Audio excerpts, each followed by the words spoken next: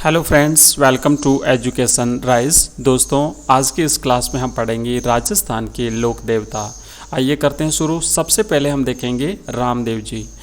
रामदेव जी रामसा पीर, रुणीचारा धणी और बाबा रामदेव के नामों से प्रसिद्ध हैं। इनका जन्म तंवर वंशीय ठाकुर अजमाल जी के घर हुआ था। इनकी माता का नाम था मैणादे और ये अर्जुन के वंशज माने जाते हैं। दोस्तों, कई परीक्षाओं में प्रश्न यहाँ से बनते हैं, याद रखिएगा।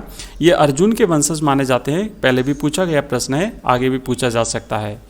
नेक्स्ट है, इनका जन्म जो है भाद्रपद शुक्ल द्वितीया को बाड़मेर की शिव तहसील के उंडू काश्मीर गांव में हुआ था और भाद्रपद सुदी एकादशी को इन्होंने रुणीचा के राम सरोवर के किनारे जीवित समाधि ली थी। इनका विवाह अमरकोट, जो कि वर्तमान में पाकिस्तान में है, अमरकोट के सोढ़ा राजपूत दले सिंह की पुत्री निहाल दे या फिर नेतल दे के साथ में हुआ था। ठीक है। और हिंदू इन्हें कृष्ण का अवतार मानते हैं। यहाँ पर आपने देखा है कि ये अर्जुन के वंशज भी माने जाते हैं और साथ ही साथ इन्हें कृष्ण का अवतार भी माना जाता है। मुसलमान इन्हें रामसा पीर के नाम से पूजा करते हैं। तो एक प्रकार से ये जो सांप्रदायिक सौहार्द की भावना जगाने वाले लोक देवता माने जाते हैं और इनको विष्णु का अवतार भी माना जाता है। तो इनको विष्णु का अवतार माना जाता है, इन्हें कृष्ण का अवतार भी माना जाता है और साथ ही साथ इन्हें अर्जुन का वंशज माना जाता है, याद रखिएगा। ठीक है। रामसा पीर और इनका जो स्थल है, तीर्थ स्थल है, वो है रुणीचा या रामदेवरा, जो कि जैसलमेर पोखरण के पास में स्थित है।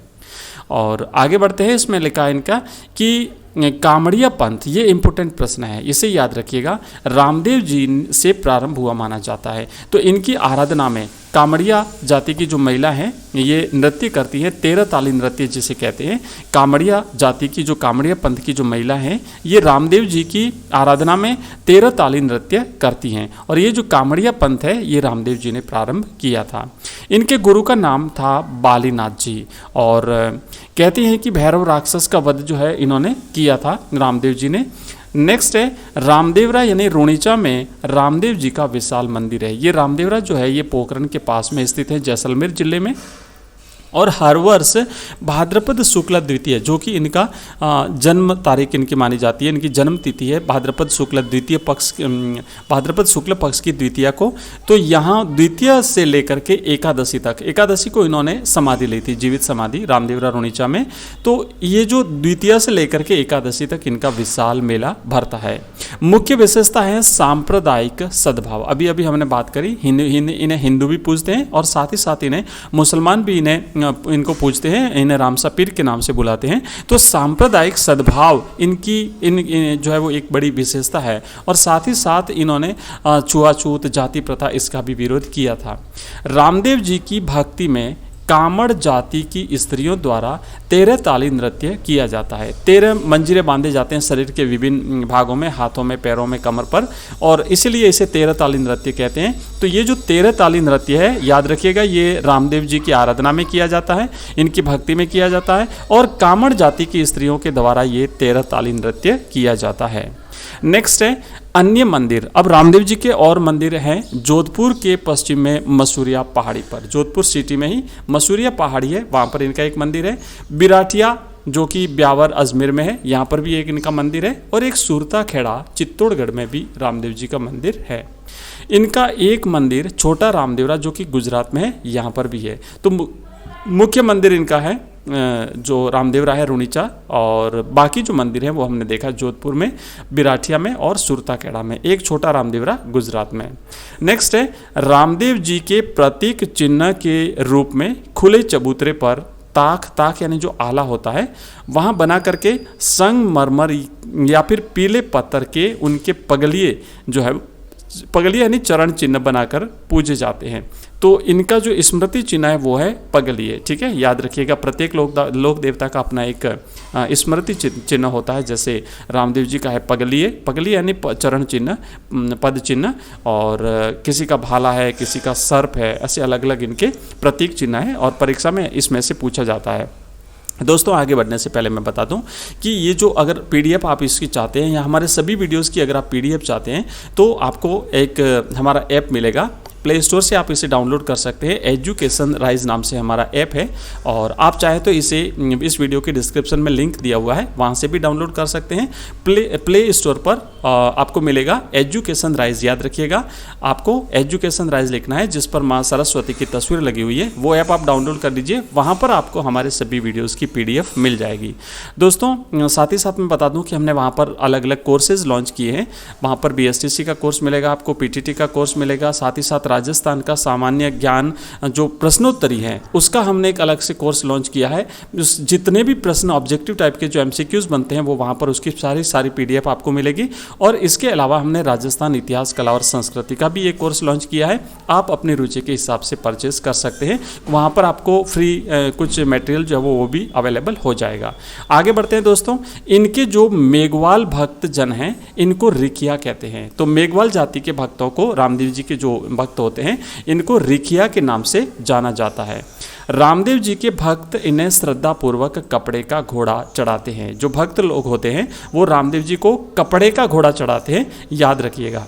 नेक्स्ट है, रामदेव जी का घोड़ा लीला था। ठीक है, ये अलग अलग लोक देवताओं के अलग अलग घोड़े हैं, किसी का लीला है, किसी का जो है वो कुछ और है। तो इस तरीके से आप याद रखिएगा, इनका जो घोड़ा था वो था लीला।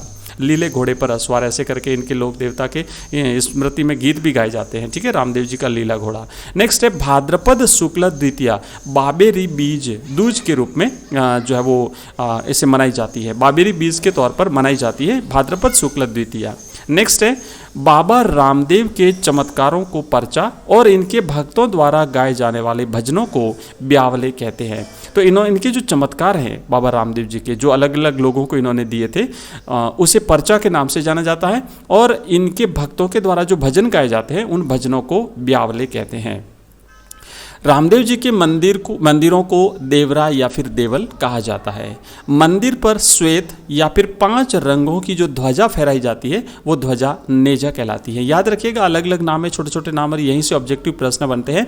तो इनकी जो ध्वजा है वो 5 या तो श्वेत रंग की होती है या फिर उसमें 5 रंग होते हैं, वो ध्वजा नेजा कहलाती है। इनके मंदिर को देवरा या देवल कहते हैं, इनके भजनों को ब्यावले कहते हैं और इनके जो चमत्कार हैं उनको पर्चा के नाम से जाना जाता है। घोड़ा इनका लीला है। ठीक है, ये चीज़ें आपको याद रखनी है। रामदेव जी ही एकमात्र ऐसे देवता हैं जो एक कवि भी थे, ये याद रखिएगा। इन्होंने रचनाएं भी लिखी हैं। जो इनकी रचना है वो है 24 वाणियाँ, प्रसिद्ध रचना है। तो ये लोक देवता थे, ऐसे एक लोक देवता, एकमात्र लोक देवता जो कि कवि थे। रामदेव जी की रात्रि जागरण को जम्मा कहते हैं। तो इनके नाम से जो रात्रि जागरण करवाया जाता है वो जम्मा कहलाता है। और ज़्यादातर मान्यता यह है कि इनके जो मेघवाल जाति के भक्त होते हैं उनके द्वारा ही इनका जम्मा जो है वो दिलवाया जाता है। डालीबाई, ये एक जो मेघवाल जाति की इनकी भक्त थी डालीबाई, ये रामदेव जी की अनन्य भक्त थी और एक प्रकार से इनकी धर्म बहन के रूप में भी जानी जाती है। मक्का से आए 5 पीरों को रामदेव जी ने पंच पीपली नामक स्थान पर पर्चा दिया था, मतलब चमत्कार दिखाया था। चमत्कार दिखाना, पर्चा का मतलब होता है उन्हें चमत्कार दिखाया था। और तब इन्होंने कहा था कि हम तो केवल पीर हैं। ये जो मक्का से 5 पीर आए थे, उन्होंने कहा हम तो पीर हैं लेकिन आप पीरों के भी पीर हैं। तो इसीलिए रामदेव जी को पीरों का पीर भी कहा जाता है। ठीक है, रामदेव जी को पीरों का पीर कहा जाता है। ये पंच पीपली जो नामक स्थान जो है पोखरण के पास में, यहाँ पर इन 5 पीरों को पर्चा दिया था रामदेव जी ने। और नेक्स्ट है रुणीचा रामदेव रामे, इनके पुजारी तंवर राजपूत होते हैं। तंवर जाति के जो राजपूत हैं ये इनके पुजारी होते हैं। तो दोस्तों ये हमने किया यहाँ पर रामदेव जी के बारे में हमने पढ़ा। और अगर आपको वीडियो पसंद आया हो तो चैनल को सब्सक्राइब जरूर करिएगा, अपने दोस्तों के साथ इसे शेयर करिए। और इसके बारे में और डिटेल ज़्यादा जानकारी चाहिए तो आप हमारा एप्लीकेशन जो है वो प्ले स्टोर से डाउनलोड कर लीजिए, जिसका नाम है एजुकेशन राइज। और आपको इसका लिंक जो है इसी वीडियो के डिस्क्रिप्शन में मिल जाएगा। Thank you.